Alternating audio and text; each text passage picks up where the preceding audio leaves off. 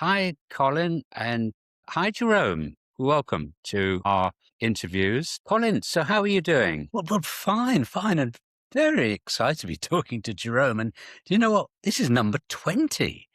I was going to ask you that. Number 20 already. It seems like yesterday we started doing this. Well, it was about 3 months ago with Jerome's friend Fiona. And she sort of kicked us all off. And we've had such a variety of people, haven't we, Colin? Yeah, yeah. It's always intriguing. And so today we're talking to Jerome, who's had this almost interesting career and life. And really, we're just dead keen to find out all about it. Good. Okay. Can I start by asking you, Jerome, what did you do before retiring? Yes, for most of my working life, certainly for more than 30 years, I was working in what you could loosely call the heritage sector. I think I had about 8 jobs in all, and I trained as a professional archivist. I did a history degree, and then I learnt the skills involved in handling archives. People are often a bit flummoxed when I mention that word because not everyone knows what that's about. I was going to ask you what it meant, actually. Archives generally are unique records, so we're not talking about library books, printed books, with which they're often confused. And they are often handwritten records on paper or parchment if you go back into the more distant past. And a hell of a lot of them survive in all sorts of places, and they are very important for understanding the history of families, the history of places, and all sorts of things, really, land ownership and so on.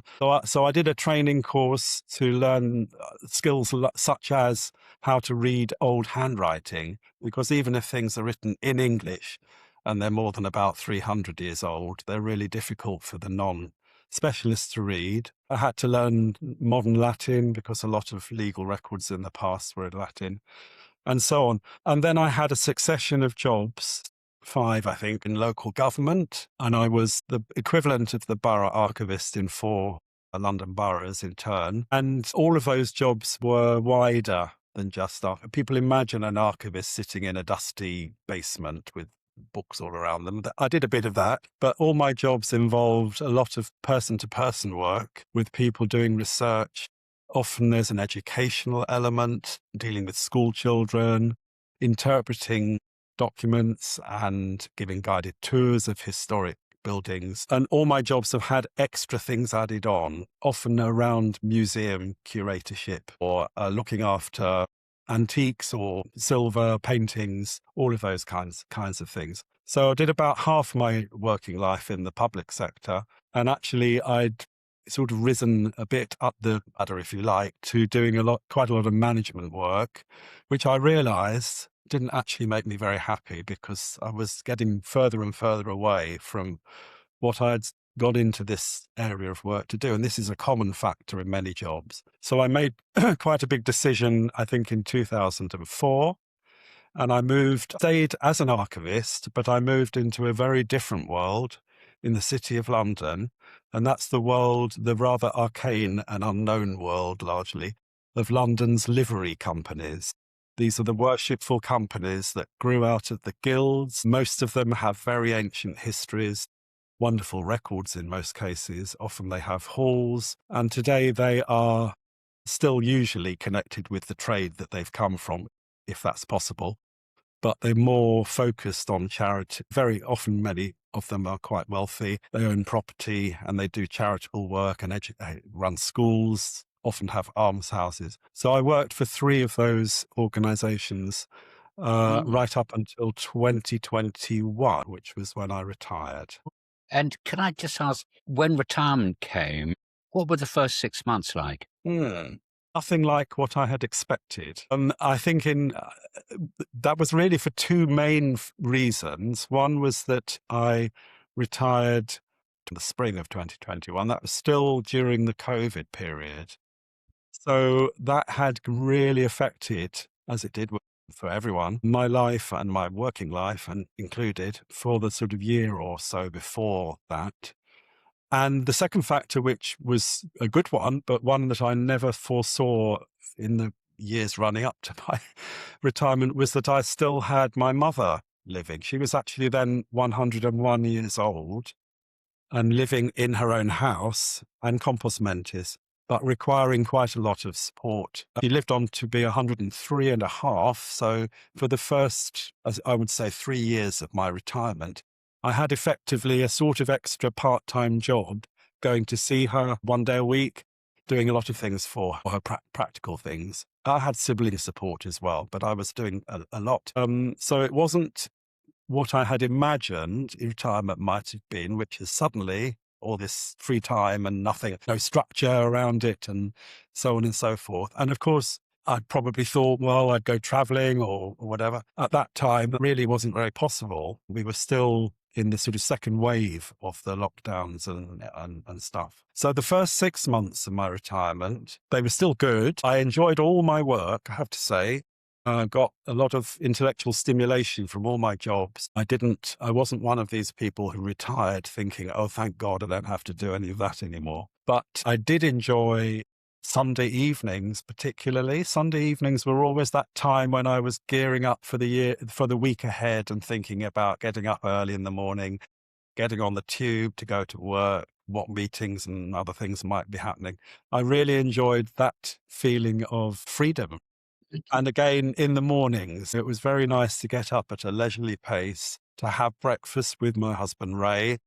For the first time, we'd been living together for quite a long time. You know, the number of times, maybe at the weekends, that we'd sat down and had breakfast together in a leisurely way were not many until retirement came. That's so interesting, Jerome, because I know exactly what it means Sunday evening. But again, no one has actually said that before. But in a lot of cases, people are having to travel somewhere Sunday evening for Monday, sort of the anticipation of the big meeting on Monday morning, whatever it is. I like that. So, no more Sunday evening worries. They could be quite stressful, I used to find Sunday evenings, and it would often affect my sleep. I wake up feeling on Mondays not so good. Yes, I agree. Then, so after the sort of 6 months, then you sort of settled more into a routine. Yes. I did. I've been retired for almost exactly 5 years now. I had 2 part-time jobs and I gave one of those up first. And then 3 years later, I decided to retire from my second job. And what with the whole COVID experience, I was sort of let into retirement more easily, in a more staged way. And my week still had the structure of visiting my mother and so forth for some years to come. And actually, I think it's probably only in the last year that I felt fully retired. Last summer, having been very healthy all my life, I was suddenly taken ill with pneumonia. I was in hospital and stuff. Really threw me completely off kilter. And happily, I've made a complete recovery. But this is perhaps the first full period of a year or more when I felt thoroughly retired. So what sort of activities have you been up to in the last year, say, then? Yes. Many of them are activities that I started in my 50s, not sort of consciously with a view to what would happen after I retired, but just wanting to make sure that I had a balanced life. So the activities that I discovered in my mid-50s were singing and dancing, somewhat surprisingly, because I'd never thought of myself as a singer. I joined with the encouragement of a good friend. I joined an amateur oratorio choir. That was quite pushing my limits because I didn't really read music properly. Unlike many of the other people in this large choir of about 100 people, I hadn't been doing it all my life. So I joined a choir, found I really, really enjoyed that, and I've continued that right up to the present and plan to continue it further. And then dancing, I discovered I had done line dancing regularly once a week since my 40s, but in my mid-50s, I discovered the joys of ballroom and Latin dancing. And I always try and say, if I mention this to people who are not in that field particularly, this is nothing like Strictly. There are people who are interested in the competitive side. I'm not. I'm not a very competitive person. And it's a social activity that I really find I like. You really can't do it without some tuition. Had classes in that, found I loved it. been on a few holidays to learn more dancing, and it's a great social activity as well as good exercise. It's a good way to live in the moment as well. Once you're dancing with another partner, I'm doing things like the waltz and the cha-cha-cha and the rumba and that kind of thing. They provide me with something that I find very nourishing. So there's the singing. The other thing I probably should mention, because it's a big part of my life and has been for a long time, is gardening. And I have an allotment as well. So since retirement, I've had more time, of course, which has been great. I have an allotment near enough to walk to. And on good weather days in the spring and summer and autumn, I usually will go there once a day or every other day and spend maybe an hour, sometimes several hours there. So I do those things. I joined the London Appreciation Society, which is it's a great body that organises trips, often behind the scenes, to all kinds of places in London. I would say about twice during the month, I would go on a visit to some place or other with them. And then just this year, I've started doing some voluntary work as well. What do you do as voluntary? I think what happened really was that last autumn, I continued to reflect on how my time was being spent and what gaps there could be and what things I might want to explore a bit more. And I didn't go looking for voluntary work. The voluntary work sort of came to me in the sense that they were both things I heard about through friends. On a Monday now, since January, I've been going to the National Archives in Kew. You can see the connection here. I'm a volunteer working on a very specific project about naval records. These are records captured from enemy ships in the 16, 17 and 1800s by British ships. And there's a huge quantity in Kew, and this project is to try to sort, digitize and catalogue these records. It might sound like very much a continuation of what I did in my working life. In a way it is, because I have some of the skills that are needed to read old writing and languages, because I also very interested in languages. But the whole context is completely different from what I've been used to, because it's all about things that happened at sea in the Caribbean or the North Atlantic or whatever, or the Mediterranean even. And I never had any work-related material like that. So that's my Mondays. And the other thing I started doing on a Thursday, fairly recently, is being a volunteer in a nearby centre for refugees and asylum seekers for Ealing, the borough I live in. And this was a shot in the dark. I decided that it seemed like a very worthy kind of project to find out about. And I've only been going a few weeks now. I go one day a week. Around 60 or 80 people in those categories come in, all ages, men, women, children. They're looking to get a hot meal, a safe space, somewhere to socialise, somewhere to find out information, a few groceries, that kind of thing. I think I might gravitate towards the English teaching, which is going on, because I've done some of that too. But at the moment I'm running, if you can call it running, I'm looking after the board games there. So I'm playing chess, I'm playing drafts. And last time I went, I was taught some card games that I didn't know from people from other countries. And it's pushing my boundaries, and I am finding it very stimulating and interesting. So I've made a sort of decision to continue until Christmas with both these things. And as I usually do every year, I'll then review where I am and what I might want to change perhaps in the year ahead. It's so interesting. Can I just ask, Jerome, because people often ask us, how did you find these organizations, the refugees? Sometimes people say to us, I want to volunteer. What do I do now? Sort of thing. Yes. So what process did you go through? It's a good question. And I had already been thinking, maybe I want to do some voluntary work without really knowing what that might be. And to be honest, in this particular case, it was through bumping into a neighbour who is already doing some of the cooking. I was quite sure I didn't want to do kitchen work or cooking. This is not my thing at all. In our household, raise the cook, and that's fine by me. He cooks it. So it was through personal contact, really. And I thought, what an interesting thing. Let's find out a bit more. let's be a bit adventurous. So that's how that happened. I'd ask you, what advice would you give? You've got a friend who's just coming up to retirement. What advice would you give? Well, I would say if it's possible to retire in a sort of incremental way by reducing your days or your hours, or as I did, giving up one of two jobs or whatever, do. It's not possible for everyone, I know. If you can, that's a good thing to do because it breaks you in gently. I would say plan, but don't overplan. Whatever plans you make, they won't materialize in the way that you might expect because life is like that. Unexpected things will happen. I think it would be advisable for people, if they can, to keep an open mind about what might turn up, about opportunities that they might not expect. Keep the space to be able to try things. I would also say try to think a bit about activities that will deal with different aspects of your life. So something that involves the body, which might, I'm not sporty. It might be sport though, if you are sporty. I do try and go swimming sometimes, and I do the gardening and so on and the dancing. These are all physical things and they're good for you.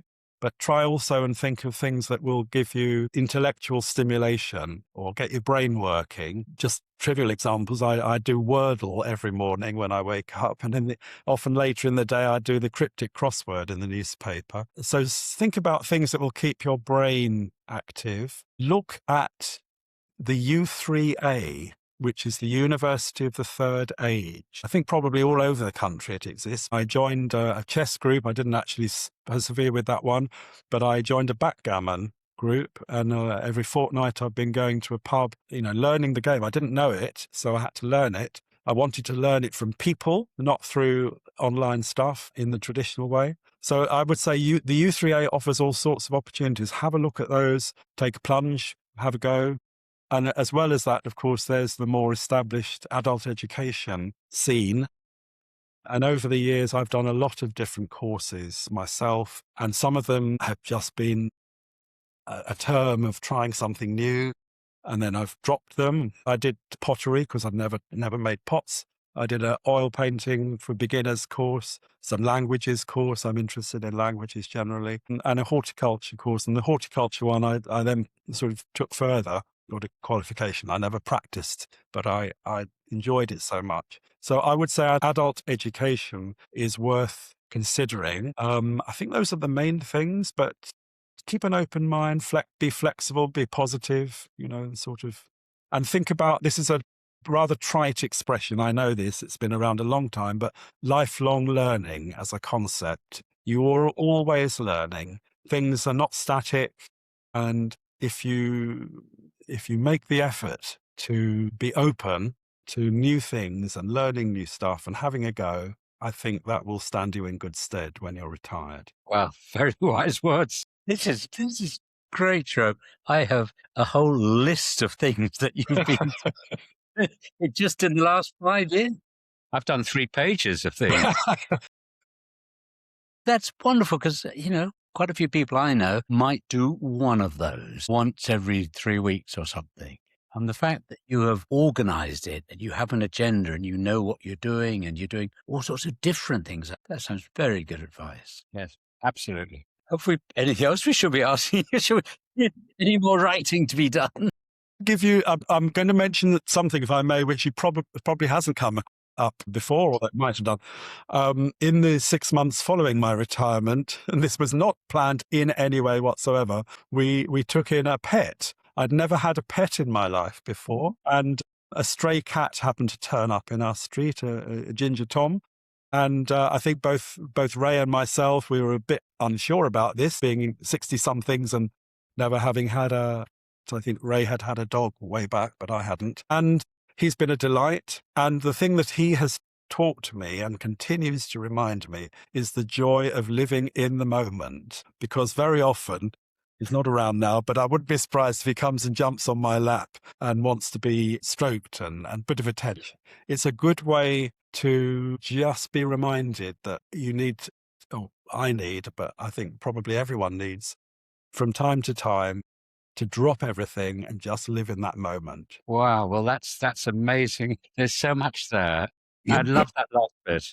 I really relate to that. So thank you for that. Yeah. Yeah. Just get a pet. Hadn't never thought of that one either. Well, I mean, obviously for people who are retired, particularly if they're on their own, a pet is very beneficial. I mean, it's widely recognized. And if it's a dog, you get to take for walks and things. I like dogs too. Don't particularly want to have my own dog because of various, reasons that many people recognize. But I know that they are extremely beneficial for mental well-being and all sorts of things. Probably the next time we talk to you, Jerome, you're bound to have a couple of dogs. I don't think the cat would like that. I think it's going to have a zoo by then. Yeah. Well, I've really enjoyed listening to you, Jerome. It's been fascinating and so full of so many things of interest. And I know that there'll be many, many people very interested in looking at this interview because there's so many aspects to it and there's a lot to learn. Wouldn't you agree, Cole? Yeah, completely. Just, the sort of expressions you have, the sort of drop everything or the try something new, lots of nice things. And we'll do a little summary at the end, and it's going to be very easy for us. Thank you very much indeed. Thank you. Right. All the best then. Bye-bye. Thank you very much.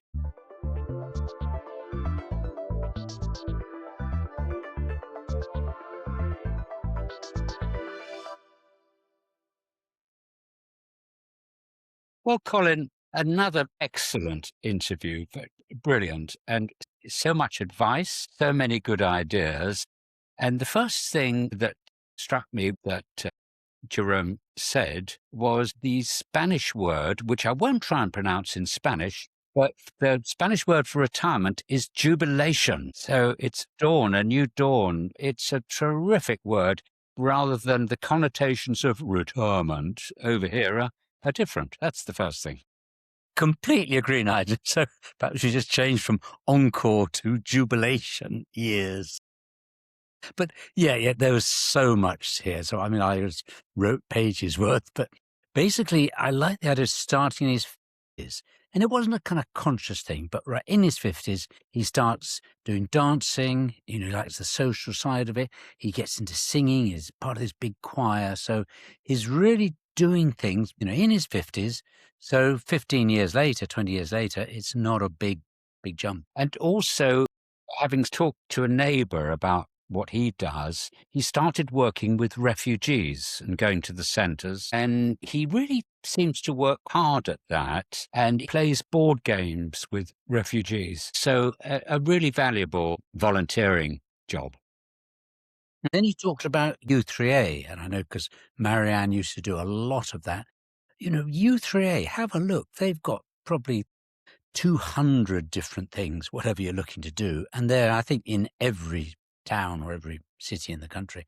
And then he talked about adult education and lifelong learning. All great advice. So many interests, unbelievable. But he says for retirement, plan, but don't overplan. And one thing I'd never thought, well, I had thought about it really, and we've heard it once or twice before, is review. Perhaps he does it on an annual basis. Review what you're doing. Is this really what you want to do? Do you want to change? You've heard a couple of new ideas, you want to adopt them. So have an annual review, but have an open mind to new ideas too. Yeah. And the final one, talk about open mind, never had a cat before, never had a dog or anything like this. This stray cat comes in and he suddenly says, let's both have a cat. So now they have a cat. And he sums it up, and I think this is a great one.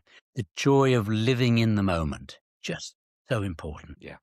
So another great interview, Colin. Yes. Yeah, absolutely. So are we all done, Nige? Oh, no. You've got to press your button. God, I always forget the button. Okay. It's down on the right-hand side. There's a little button that says subscribe, and all it means is press that, and every time you do another one of these, then there'll be a little ping, and you can just watch another great conversation. Now, are we done? We're done now, Nige. It's encore and out. Encore and out from me too. Thank you, bro.